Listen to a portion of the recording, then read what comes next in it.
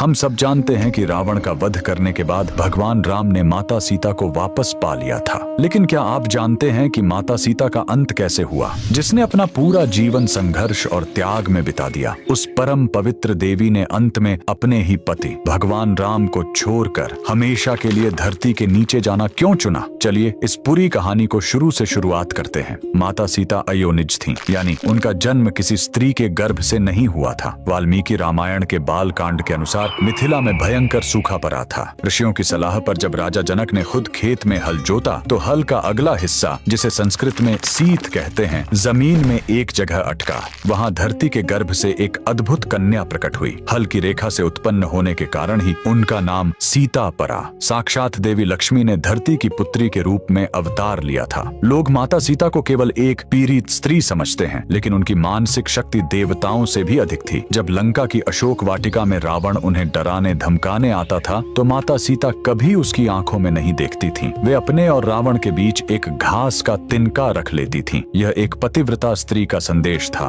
कि हे रावण, मेरे लिए तेरी औकात इस सूखे तिनके से अधिक नहीं है। रावण अपनी पूरी शक्तियों के बाद भी माता सीता को छू तक नहीं पाया, क्योंकि उनका सतीत्व एक दहकती हुई आग के समान था। वाल्मीकि रामायण के उत्तर कांड का वह सबसे भावुक पल, जब लवकुश ने पूरी रामायण गाकर सुना दी, तब श्री राम ने समाज के संशय को हमेशा के लिए मिटाने के लिए सीता जी से एक अंतिम बार अपनी पवित्रता सिद्ध करने को कहा। लेकिन इस बार माता सीता ने सिर्फ अग्नि परीक्षा नहीं दी, उन्होंने परीक्षा शेष होते ही हाथ जोड़े और पूरी सृष्टि को हिला देने वाली शपथ ली।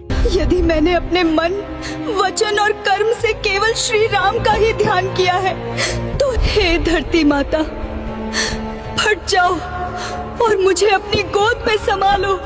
इतना कहते ही राज दरबार की जमीन दो हिस्सों में फट गई। एक दिव्य और स्वर्ण सिंहासन पर बैठी स्वयं भूमि देवी प्रकट हुई। उन्होंने अपनी पुत्री सीता को दोनों बाहों में भर लिया। भगवान राम रोते रहे, पुकारते रहे, लेकिन माता सीता हमेशा के लिए अपनी माँ की गोद में विलीन हो गईं। अगर आज वाल्मीकि रामायण के इस सत्य ने आपकी आंखों में भी नमी ला दी है, तो कमेंट्स में पूरे सम्मान के साथ जय माता सीता जरूर लिखें।